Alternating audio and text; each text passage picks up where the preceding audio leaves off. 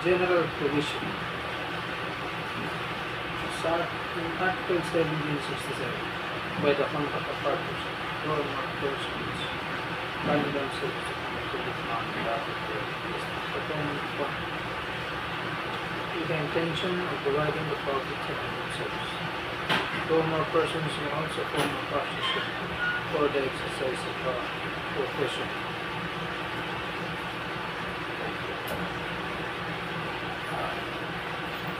Article 1767, pag sinabing contract of partnership, dalawa o more na tao ang binabay nila ang sarili nila sa bawat isa para mag-contribute ng money, property, or industry sa isang common fund na ang intention nila ay divide the profits among themselves. Pwede rin na two or more persons magpo-form ng partnership para i-exercise ang profession. For example, law firm. The first paragraph is taken from Article 1665 ng Old Civil Code. Yung second paragraph ay bago. Ano ang definition ng partnership?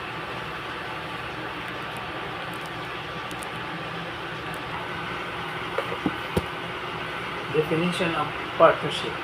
It is a contract between two or more persons who bind themselves to contribute money, property, or industry to a common fund with the intention of dividing the profits among themselves. Such partnership is a business partnership. Meaning, yung partnership is isang contract na ng dalawa o mas marami pang tao, pinabind nila yung sarili nila sa bawat isa para mag-contribute ng money, property, o industry. Kasi meron silang, yung pag-bind nila ngayon,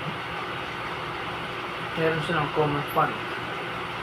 At ang intention nila, to divide yung profits among themselves.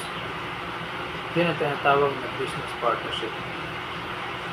Pero, if two or more persons who do not contribute money or property, they can also form a partnership for the exercise of a profession.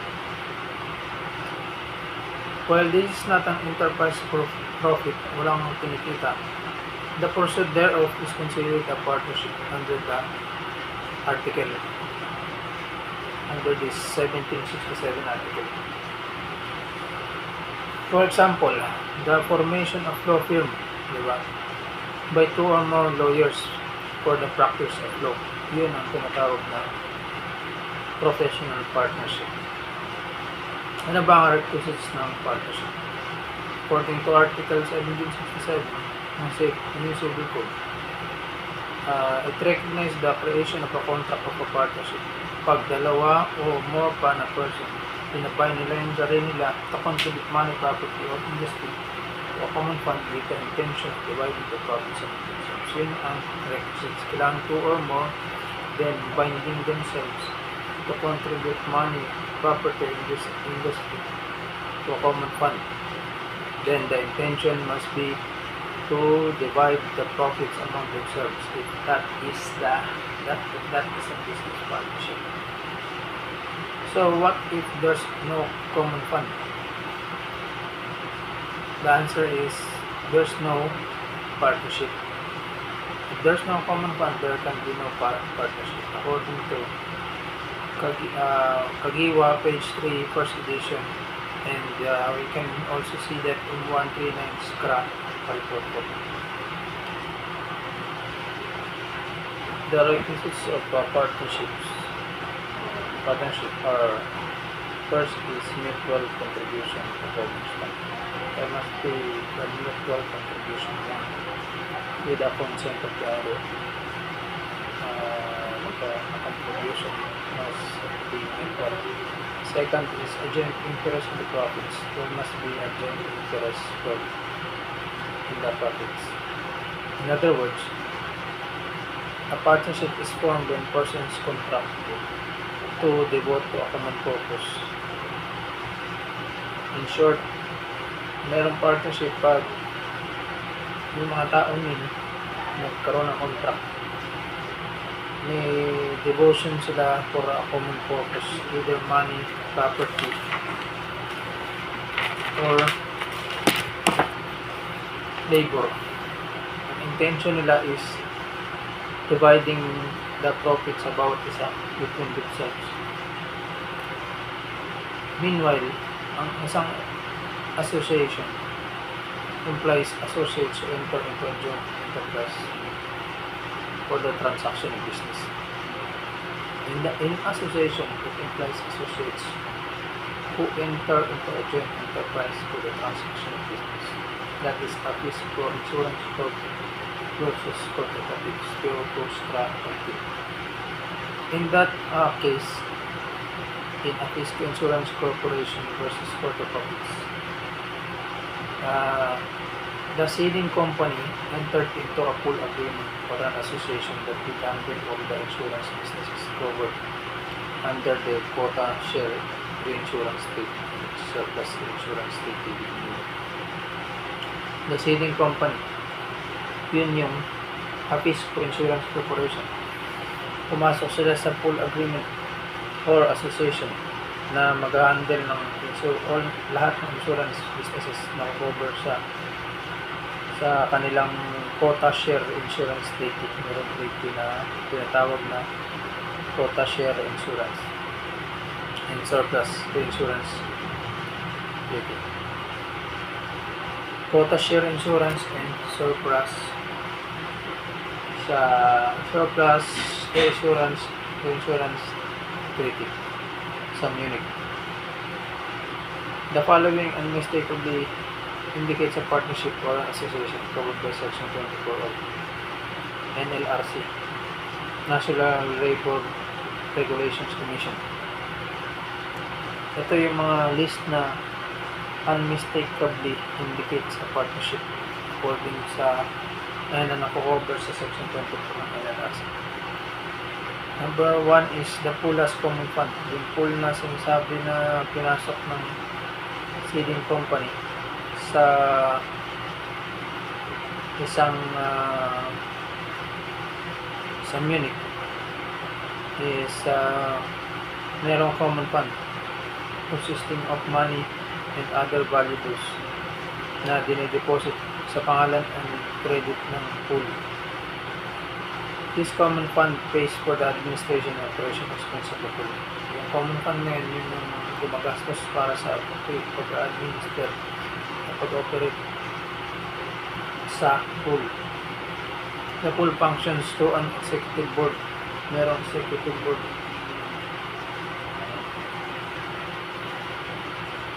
The second one is the pool functions through an executive board. Merong executive board. Na nagpa-function yung pool as through an executive board. Nagpa-function sa kanila ang pool, which resembles the board of directors of a corporation, composed of one representative for each of the ceding companies. Sa bawat ceding companies, merong representative para sa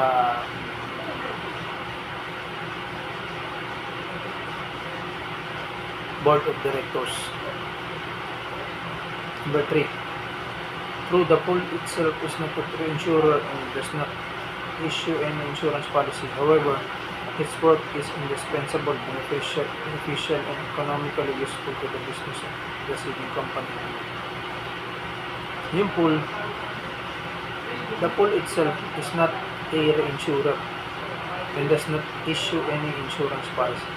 Pero, yung work nila is napaka-important at beneficial at useful siya economically para sa business ng ceding company at Munich. Dahil kung wala sila, they would not have received their premiums. The ceding company share in business ceded to the pool. The ceding company share, yung share ng ceding company,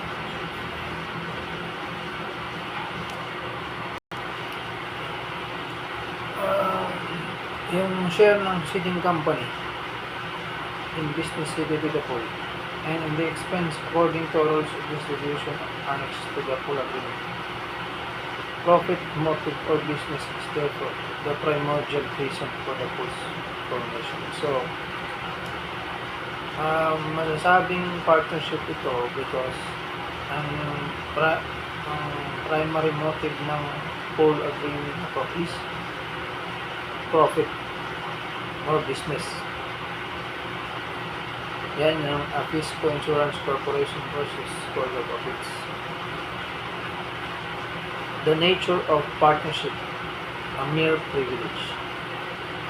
To organize a partnership is not a matter of absolute right. Hindi siya absolute right pag-organize ng partnership. But a privilege. Privilege na siya. May enjoy lang siya only under such terms as the state will impose. Kailangan ma-enjoy mo lang yung pagkakaroon ng privilege of partnership kapag under siya ng terms na ini-impose ng state. Yan ang sabi ng Amway and Company versus Secretary of Commerce and Industry 115 Bill 6295 SCRA 645. Sinasabi ng Amway and Co versus Secretary of Commerce and Industry,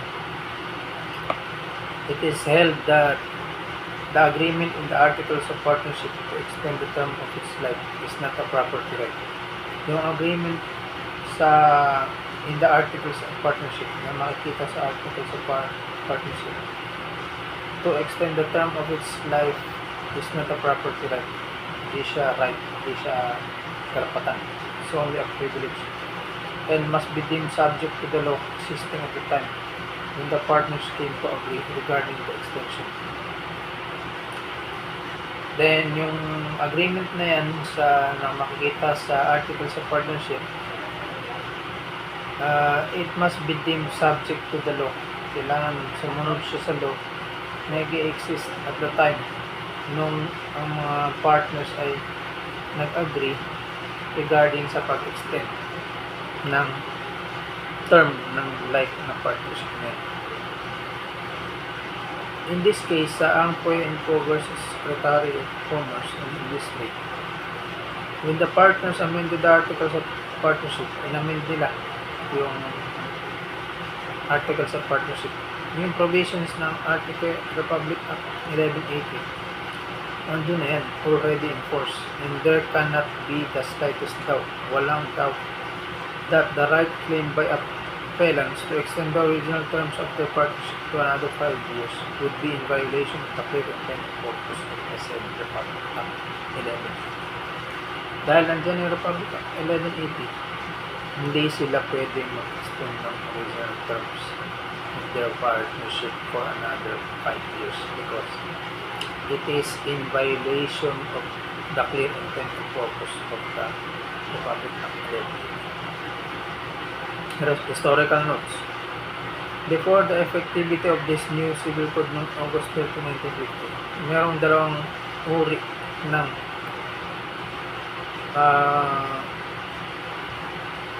well-known partnerships sa jurisdiction na ito.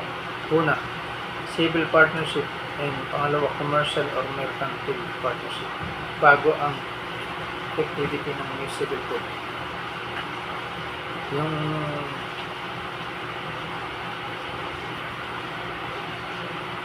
the former was governed by the old civil code, Article 1665, while the latter by the Code of Commerce, Article 116, Paragraph 1. The former is the civil partnership. The commercial or mercantile partnership. The former is civil partnership. The latter is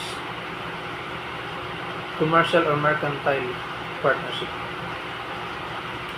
Yung former, for civil partnership was for civil purposes, while the latter is for commercial transactions. Roach versus Fernandez 1 Field 705.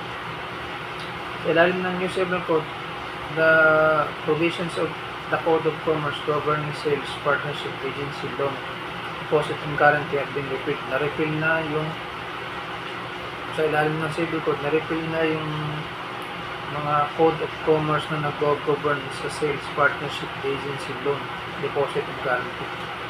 Na-repeal na siya, naging Article 2270, Paragraph 2. They are now governed by the new Civil Code. Yung Civil Code na yun, niretain niya, na-repeal, inamend yung some of the provisions of the old Civil Code na nagdidil sa partnership. Stated otherwise, all partnerships, whether the purpose is civil or mercantile, are now governed by the present code. Lahat ngayon, dati, magkaiba pa yung nag-govern. Ngayon, it is under the new Civil Code, whether it's civil partnership or mercantile partnership. There's no more distinction between them. Different forms of partnership under the Spanish Civil Code.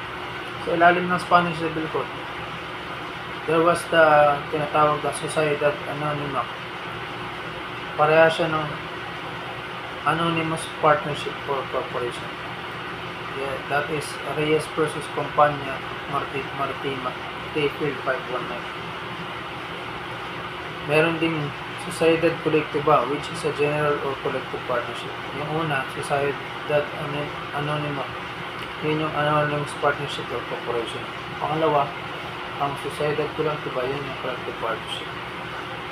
Makikita sa Collector of Internal Revenue versus Isasi 1.5253. Yung ano naman, Sociedad de Cuentas and Participación, isa siyang joint account partnership.